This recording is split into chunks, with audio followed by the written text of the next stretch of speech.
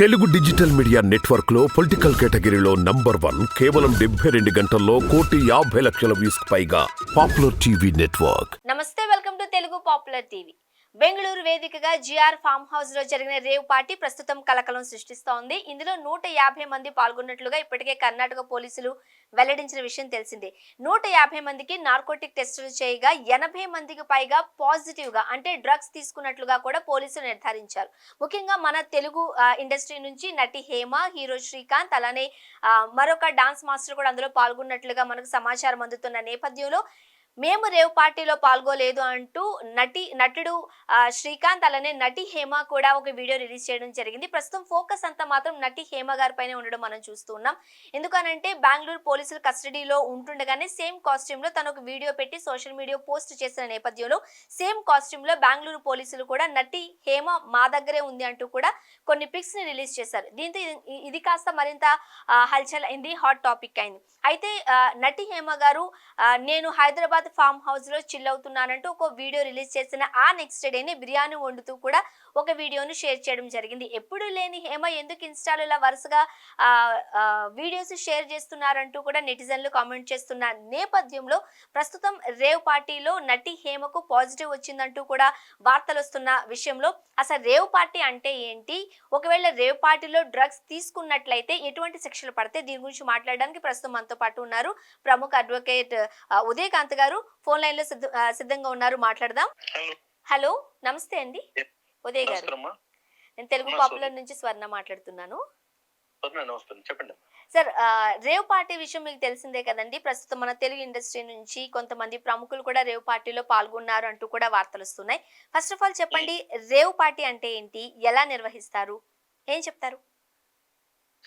Rave party అంటే ఏంటి, ఎలా నిర్వర్తిస్తారండి, అది మొత్తం మన టీవీ ఛానల్స్ లో చూస్తున్నామమ్మా. మనం ఎప్పుడు అది వెళ్ళింది కాదు, చేసింది కాదు. కాకపోతే ఏంటంటే ఇవన్నీ కూడా అంటే కొంచెం రిచ్ పీపుల్ సెలబ్రేషన్స్ అని చెప్పేసి ఇటువంటి పార్టీస్ ఆర్గనైజ్ చేసుకుంటారు. ఇలాంటి డాన్సెస్ కానీ, మ్యూజిక్స్ పెట్టుకోవడము, హెవీ లైటింగ్ సిస్టమ్ పెట్టుకోవడము, కొంచెం ఫ్యాషనబుల్ డ్రెస్సెస్ వేసుకోవడము. హలో, ఉన్నానండి, చెప్పండి. యా సో ఇవన్నీ కొన్ని ఆర్గనైజ్ చేసుకుంటారమ్మా. అయితే దీంట్లో మోర్ పర్టికులర్లీ ఏంటిదంటే ఈ మ్యూజిక్ ఎక్కువ పెట్టుకునేటప్పుడు అంటే లిమిటెడ్ సౌండ్ ప్రికాషన్స్ తీసుకోవాల్సిన అవసరం ఉంటుంది, అంటే పోలీస్ పర్మిషన్స్ తీసుకొని అట్లా. అండ్ దాని తర్వాత లైటింగ్ సిస్టమ్స్ అన్ని కూడా. రెండోది, ఈ డాన్సెస్ ఎక్కువ మిడ్ నైట్స్ దాకా డాన్సెస్ చేస్తూ ఉంటారు. దాని తర్వాత ఈ ఫ్యాషనబుల్ డ్రెస్సెస్ వేసుకోవడం, ఇవన్నీ జరుగుతూ ఉంటాయి కదా. యాక్చువల్లీ దీంట్లో మనం ఒక విషయం ఆలోచించాలి, ఈ రేవ్ పార్టీస్ నిజంగానే అది చట్టరీత్యా నేరమా కాదా? ఎందుకంటే ఇప్పుడు ఇదేదో బెంగళూరు లేదా సినిమా యాక్టర్స్ ఏదో ఇష్యూ జరిగిందని చెప్పి నేను కూడా న్యూస్ లో చూస్తా ఉన్నాను ఈ రోజు నిన్న మొన్న అంతా కూడా. సో దాన్ని ఎవరు ఒక ఇక్కడ హేమ అనే ఒక యాక్ట్రెస్ ఎవరో అక్కడ ఉండడము, ఆ పార్టీలో జాయిన్ కావడము, దాని తర్వాత ఆమె అక్కడ ఉందని చెప్పి గుర్తించడం, లేదు తర్వాత లేను అని చెప్పేసి టీవీలో చెప్పడము, ఇదంతా జరుగుతుంది. ఫస్ట్ ఇన్స్టాన్స్ లో మనం తెలుసుకోవాల్సింది అసలు రేవ్ పార్టీస్ నేరమా కాదన్నది, చట్టరీత్యా నేరమా కాదన్నది. కాకపోతే ఇది ఎక్కడ అప్లికబుల్ అవుతుందంటే కొన్ని స్టేట్స్ లలో దీనికి పర్మిషన్స్ ఉంటాయి, కొన్ని స్టేట్స్ లో పర్మిషన్స్ ఉండవు. అయితే permissions in terms of loud music పెట్టుకోవడానికి సమ్ టిఎస్ డిబిపిఎస్ అనేది ఉంటుంది, అందులో సమ్ డిబి సౌండ్, అది హెవీ సౌండ్ అయితే కనుక అలో చేయదు. అండ్ తర్వాత సౌండ్ పెట్టుకోవడం కానీ, మ్యూజిక్ పెట్టుకోవడానికి కానీ, ఇంకో మేల్ అండ్ ఫీమేల్ కలిసి ఉండి డాన్స్ చేయడం కానీ, వీటిని కొన్ని స్టేట్స్ అలౌ చేయరు. అటువంటిప్పుడు ఏం చేస్తారంటే వీరు పక్క రాష్ట్రాలకు వెళ్ళేసి అవి కండక్ట్ చేసుకోవడము. అండ్ సిటీస్ లో లేకుండా ఊరు బయట కొన్ని ఆర్గనైజ్ చేస్తే ఏంటంటే ఈ సౌండ్స్ ఎక్కువ పెట్టుకున్నా కానీ, లేదంటే కనుక ఈ మ్యూజిక్ సిస్టమ్ డాన్సెస్ కి ఎటువంటి ఆబ్జెక్షన్ ఉండదనే ఉద్దేశంతో వెళ్తూ ఉంటారు. సో ఇది యాక్చువల్ మోస్ట్ ప్రాబబ్లీ పర్మిషన్స్ ఉన్న ఏరియాస్ లోనైతే అది అఫెన్స్ కాదు. ఏదైతే పర్మిషన్ లేని ఏరియాలకు వచ్చినప్పుడు అది ఖచ్చితంగా ముమ్మటికి అది అఫెన్స్ అవుతుంది, దానికి శిక్షలు కూడా పడతాయి. దీంట్లో మోస్ట్ ఆఫ్ ద థింగ్ ఏంటంటే ఇటువంటి ఈవెంట్స్ లలో కొన్ని అంటే మిస్యూజింగ్ ఎక్కువ జరుగుతూ ఉంటాయి, అంటే ఇల్లీగల్ యాక్టివిటీస్ ఎక్కువ జరుగుతూ ఉంటాయి. సో కాబట్టి కొన్ని రాష్ట్రాలు వీటికి అనుమతి ఇవ్వవు, కొన్ని రాష్ట్రాల్లో అనుమతి ఉంటాయి, అంటే ఇల్లీగల్ యాక్టివిటీస్ కాదు బట్ విత్ పర్మిషన్ తీసుకోవడానికి అని చెప్పి. సో అటువంటి సిచ్యువేషన్స్ లలో రేవ్ పార్టీస్ కొన్ని స్టేట్స్ ఎంకరేజ్ చేస్తే, కొన్ని చెయ్యాయి. కాకపోతే ఇక్కడ ఏమైందంటే వీళ్ళు పార్టీస్ పేరు మీద ఇల్లీగల్ గా కొన్ని డ్రగ్స్ కన్స్యూమ్ చేయడం ఏదో జరిగినట్టుగా నేను వార్తలలో వినున్నాను. ఎస్. సో దాని ఇప్పుడు వల్ల ఇలా డ్రగ్స్ ఇప్పుడు తీసుకున్నట్లు మనకి కొంతమందికి పాజిటివ్ వచ్చింది. 80 మందికి పైగా పాజిటివ్ వచ్చినట్లుగా కూడా పోలీసులు అవు- చెబుతున్న నేపథ్యంలో జనరల్ గా అవును. ఎలాంటి శిక్షలు ఉంటాయండి? చట్టం ఏం ఇది చెబుతోంది? ఏంటంటే ఇప్పుడు మన మన ఇండియన్ పీనల్ కోడ్ లో narcotic drugs and psychotherapy substance NDPS act అని 1985 లో ఒకటి చట్టం ఒకటి తీసుకొచ్చినారు, మోర్ పర్టికులర్లీ దీనికి సంబంధించి. సో దీంట్లో ఏంటంటే ఎప్పుడైతే వీళ్ళు డ్రగ్స్ కన్జ్యూమ్ చేస్తారో, కన్జ్యూమ్ చేసిన వాళ్ళకు కూడా శిక్షలు ఉంటాయి, డ్రగ్స్ అమ్మిన వాళ్ళకు కూడా శిక్షలు ఉంటాయి. అంటే for the purpose of commercial use అని ఒకటి అంటారు, for the purpose of self use అంటే. ఇప్పుడు ఈ దీంట్లో కూడా వాల్యూమ్ ఆఫ్ డ్రగ్స్ ఎప్పుడైతే అంటే స్మాల్ క్వాంటిటీ ఆఫ్ డ్రగ్స్ తీసుకున్నప్పుడు వీళ్ళకు nearly 1 year, up to 1 year and up to 10,000 దాకా కూడా శిక్ష పడే అవకాశాలు ఉంటాయి సవ్య. దాని తర్వాత దీంట్లో మళ్ళీ more than small quantity but large than commercial quantity అన్ని కొన్ని ఉంటాయి. అటువంటిప్పుడు అంటే మినిమం అండ్ మాక్సిమం క్వాంటిటీ ఎంత ఉంటుంది అన్న దాన్ని బట్టేసి దాంట్లో ఒకవేళ అటువంటివి చేస్తే కొంచెం గ్రేవ్ ఎఫెన్స్ కింద తీసుకొని దరిదాపులో ఒక 10 సంవత్సరాల దాకా కూడా జైలు శిక్ష ఉంటది. అండ్ పెనాల్టీకి వచ్చేసరికి 1 lakh rupees కూడా పెనాల్టీ వేసే అవకాశాలు ఉంటాయి.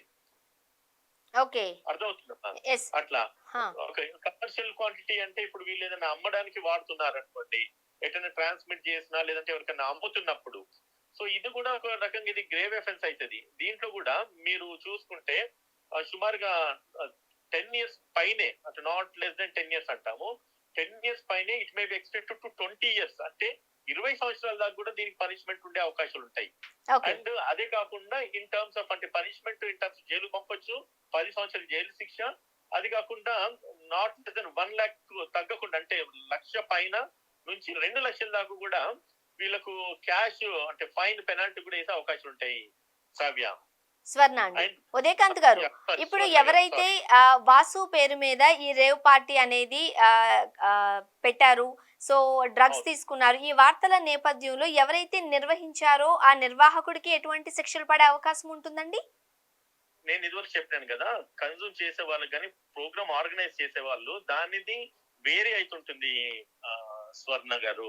ఎట్లా ఉంటుందంటే వీళ్ళు ఎప్పుడైతే ప్రోగ్రామ్ ఆర్గనైజ్ చేస్తున్నారో, ప్రోగ్రామ్ విత్ పర్మిషన్ ఆర్గనైజ్ చేస్తున్నారా, వితౌట్ పర్మిషన్ ఆర్గనైజ్ చేస్తున్నారా, ఫస్ట్ క్రైటీరియా. అందులో భాగంగా వీళ్ళు ఏదన్నా మ్యూజిక్ సిస్టమ్ అయితే వాడుతున్నారో అవి పర్టికులర్ ఎంత ఎంత మ్యూజిక్ సిస్టమ్ వాడుతున్నారు, అది వాటి యొక్క పర్మిషన్స్ ఎంత, వాళ్ళు వాడుతున్న సౌండ్ ఎఫెక్ట్స్ ఎంత ఉంది, చుట్టుపక్కల పరిసర ప్రాంతాలకు ఎటువంటి డిస్టర్బెన్స్ ఏమైనా క్రియేట్ చేసిందా. అంటే ఇప్పుడు మనకి ఇన్ టర్మ్స్ ఆఫ్ ఎక్కువ వాల్యూమ్ పెట్టేసి వాడితే అది న్యూసెన్స్ అవుతుంది. సో వాళ్ళకంటే చుట్టుపక్కల పరిసర ప్రాంతాల వాళ్ళకి అది న్యూసెన్స్ క్రియేట్ చేసినా కూడా న్యూసెన్స్ పబ్లిక్ న్యూసెన్స్ కింద కూడా వీళ్ళను శిక్షించే అవకాశాలు ఉంటాయి అమ్మా. రైట్. సో కాబట్టి ఏదైతే ఈ ప్రోగ్రామ్ నిర్వర్తించిన వాళ్ళకు కూడా దీని మీద 100% శిక్ష పడే అవకాశాలు ఉంటాయి. తప్పించుకోవడానికి ఎటువంటి ఆస్కారం ఉండదు. ఉదయ్ గారు, ఇక్కడ ఇంకొక చిన్న డౌట్ అండి. మన తెలుగు ఇండస్ట్రీ నుంచి కొంతమంది ప్రముఖులు ఈ రేవ్ పార్టీలో పాల్గొన్నట్లుగా కర్ణాటక పోలీసులు తెలియచేయడం జరిగింది. ఇది మన పక్క రాష్ట్రం. సో మన పక్క రాష్ట్రంలో జరిగిన ఈ రేవ్ పార్టీ కావచ్చు, డ్రగ్స్ కన్జ్యూమ్ చేయడం కావచ్చు, మరి ఆ స్టేట్ కి ఈ స్టేట్ కి సంబంధించి ఎట్లా చూస్తారంటారు? అది ఒకటే, ఇప్పుడు ఈ చట్టము మారదు. ఇది మోర్ పర్టికులర్లీ నార్కోటిక్ సైకోథెరపీ అంటే NDPS చెప్పినాను కదా 1985, దీంట్లో చట్టాలు ఏమంటే స్టేట్ బట్టి చట్టాలు వేరీ కావమ్మా దీంట్లో మోర్ పర్టికులర్లీ. సో కాబట్టి ఇక్కడ ఏ శిక్ష ఉన్నా కూడా శిక్షలు విధించబడతాయి. ఆ శిక్షలు ఏంటంటే ఇదివరకు మీకు చెప్పినాను. అంటే ఈ కేసు అంతా హైదరాబాద్ కి బదిలీ చేయడం జరుగుతుందా, లేకపోతే కర్ణాటక పోలీసుల ఆధ్వర్యంలోనే విచారణ కావచ్చు, శిక్షలు కావచ్చు, ఇవన్నీ జరుగుతాయా? 100% ఎక్కడైతే అఫెన్స్ జరిగిందో ఏ కేసు అయినప్పటికీ కూడా ఎక్కడైతే నేరం జరుగుతుందో అక్కడే అదే పర్టికులర్ జ్యుడిషియల్ కోర్టులోనే ఈ యొక్క ట్రయల్స్ కమెన్స్ చేస్తారు.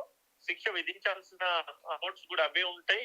ట్రయల్స్ పోలీస్ కేసులు రిజిస్టర్ చేసేది కూడా అక్కడే చేస్తారమ్మా. ఇక్కడ వాళ్ళు అక్కడికి వెళ్ళినారని ఇక్కడికి ట్రాన్స్ఫర్ చేసుకోవడానికి ఆఫీసులు కలిగలేదు.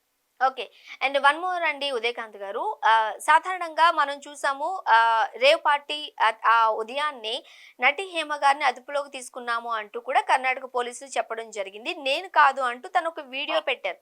బట్ కర్ణాటక పోలీసులు అది ఫేక్ వీడియో అని కూడా చెబుతూ ఉన్నారు. ఒకవేళ నిజంగానే తను కస్టడీలో ఉంటూ ఉండగా నేను హైదరాబాద్ లో చిల్ అవుతున్నాను అంటూ ఒక ఫేక్ వీడియో పెట్టినట్లయితే, అండ్ సో దానికి సంబంధించి కూడా శిక్షల్లో ఏమన్నా మార్పులు జరిగే అవకాశం ఉంటుందా? అప్పుడు కేసు ఎలా ఉంటుంది? కూడా నేను ఇదే సేమ్ పాయింట్ డిస్కస్ చేయడం జరిగింది. ఎక్కడైతే వీళ్ళు అంటే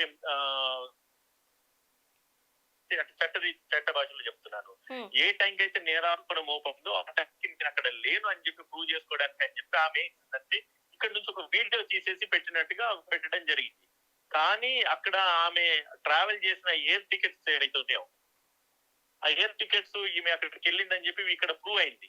ఏది వీళ్ళు ఆమె ఒక టికెట్స్ పర్చేజ్ చేసిన టైమ్స్ అవన్నీ చూస్తే రైట్. సో కాబట్టి అక్కడ ఏదైతే వీడియో తీసిందో ఆ వీడియో ఫేక్ వీడియో అని చెప్పి అది నిర్ధారించబడింది. అట్ సేమ్ టైం ఆమె ట్రావెల్ చేసిన ఎయిర్ టికెట్స్ దొరికినాయి. అది కాకుండా ఆమె బ్లడ్ కూడా చేసినప్పుడు కూడా కన్సర్వ్ చేసిన కూడా